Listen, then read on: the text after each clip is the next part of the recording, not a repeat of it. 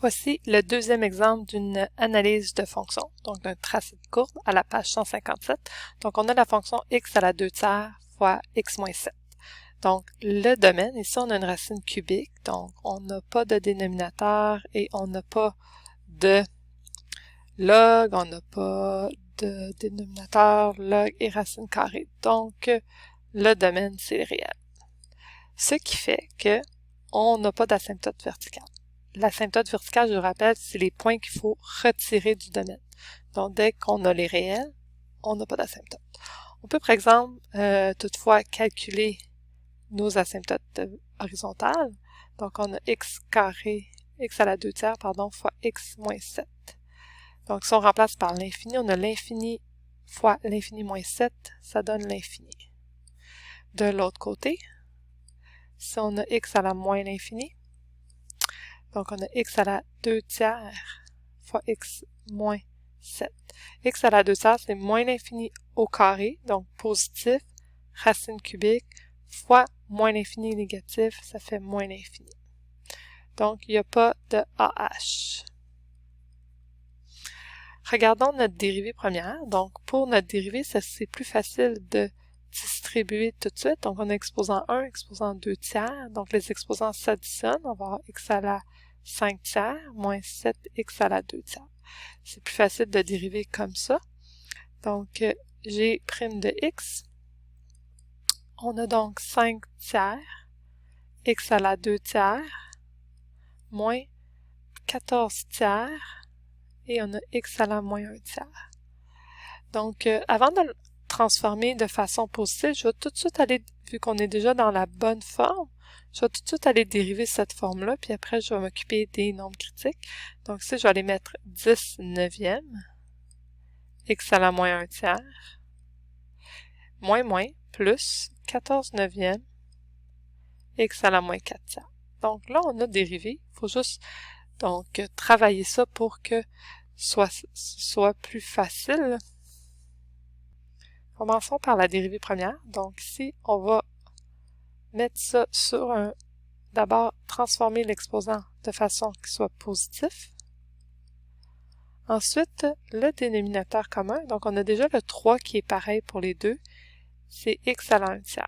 Donc, le 3 est commun aux deux. Donc, on va juste prendre le x à la 1/3 et on va aller le multiplier en haut. Donc, ça fait 5. 2, x à la 2/3 fois x à la 1/3, ça fait x moins 14. Nos nombres critiques, on a g' de x égale à 0, donc on prend le numérateur, on le met égal à 0, et on va trouver x est égal à 14 cinquièmes. Encore une fois, si vous voulez les mettre en décimal, il n'y a pas de problème. G' de x n'existe pas, vous allez prendre votre dénominateur, vous allez le mettre égal à 0, et on va trouver x égale à 0. Comme je vous disais dans le premier exemple, si x égale 0 n'existe pas dans la dérivée première, probablement qu'il n'existera pas dans la dérivée seconde, donc on va aller vérifier ça. Pour faire ça ici, on va d'abord mettre notre exposant négatif en positif. Encore une fois, le 9 est déjà en dénominateur commun.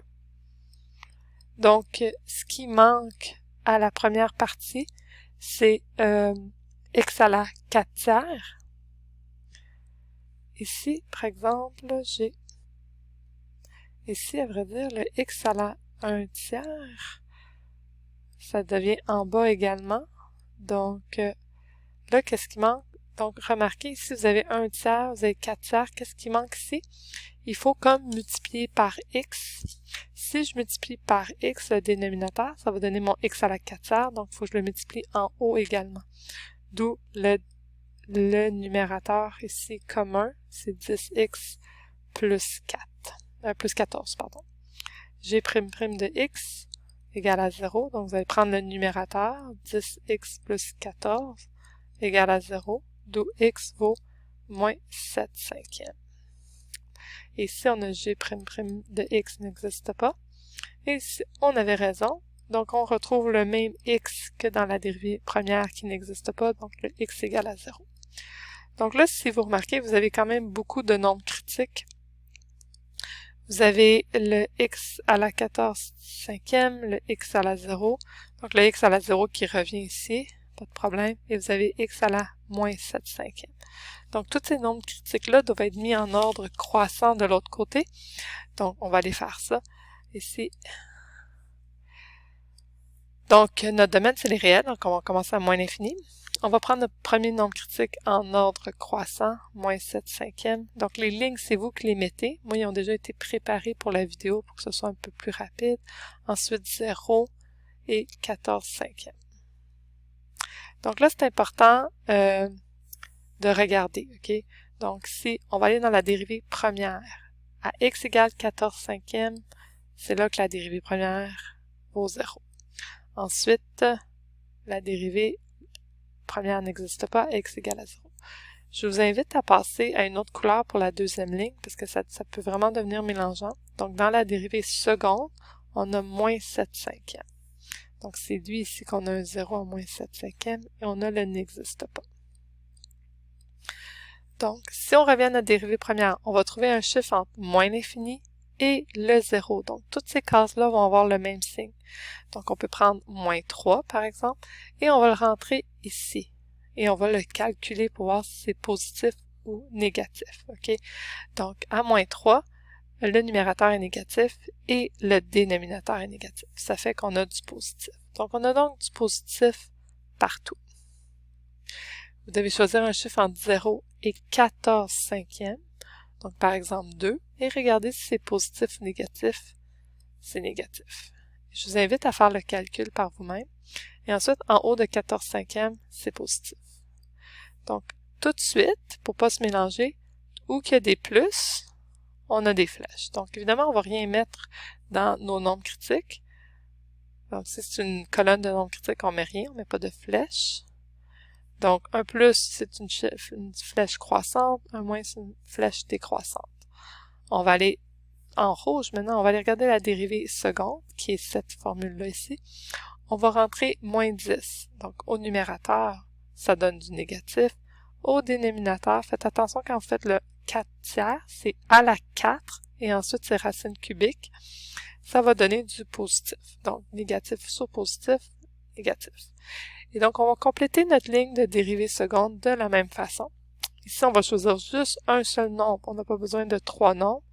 Et on va s'apercevoir que c'est positif. Et là, on va mettre notre concavité. Donc, quand on a un moins, on est concave vers le bas. Un plus, concave vers le haut. Donc, le plus encore. Et on met rien dans nos colonnes de nombres critiques. Donc, si je vais changer de couleur, qu'est-ce qui se passe? Je suis croissant et croissant, donc il se passe rien, mais j'ai changement de concavité. Ça veut dire que j'ai maintenant un PI. Donc, ensuite, qu'est-ce qui se passe ici? Je crois et je décroît. Ça veut dire que j'ai un max. Ensuite, je décroît et je recroît, j'ai un min. Donc, on va combiner les deux symboles. Donc, on a une flèche comme ça. Ensuite, une flèche comme ça. Une flèche comme ça. C'est l'habitude de combinaison. Ici, il faut les coordonnées. Donc, n'oubliez pas que dans votre fonction g de x de base, ok, on va aller chercher la valeur de la fonction ici pour les points, hein, parce que c'est elle qu'on trace, c'est pas g'. Et donc, si vous calculez la valeur, vous allez avoir moins 7 cinquièmes et moins 10,5. On peut tout de suite aller l'écrire ici dans le point d'inflexion, parce que ça, c'est notre résumé. Pour le maximum, on va avoir 0, 0. Mais là, remarquez, vu que la dérivée première n'existe pas, ce ne sera pas un sommet rond. Donc, la dérivée première, ça veut dire que dans notre dessin, il va y avoir un pic. Quand la dérivée première vaut 0, on a un beau sommet rond. Mais quand la dérivée première n'existe pas, mais qu'on a quand même un max ou un min, c'est représenté par le pic. Donc, ça, on a un beau minimum, ensuite à 14 cinquièmes et moins 8,3. Donc, le min, ici, on va le réécrire. C'est important de bien représenter nos sommets si c'est un pic ou un sommet rond. Donc, je répète, le sommet rond, ça veut dire que la dérivée première vaut 0. Le pic, ça veut dire que la dérivée première n'existe pas. Donc, ici, l'ordonnée à l'origine, évidemment, vous pouvez calculer f de 0, mais on le sait déjà quand x vaut 0, y vaut 0. Même chose pour le 0, parce que on sait déjà que si y vaut 0, qu'est-ce qui arrive au x. Donc là, on va placer nos points. Je vais placer le 0, 0. On n'a pas d'asymptote. Donc là, on va aller chercher le moins 8 et le moins 10. 1, 2, 3, 4, 5, 6, 7, 8. Ça, c'est moins 8, je crois. 1, 2, 3, 4, 5, 6. Oups, c'est ici. Ça, c'est moins. Ça, c'est 7. Ça, c'est 8. Et ça, c'est moins 10. Ensuite, on va aller chercher le moins 7 cinquième qui est juste plus grand que 1, à peu près ici. Et on va aller chercher le 7. 1, 2, 3, 4, 5, 6, 7.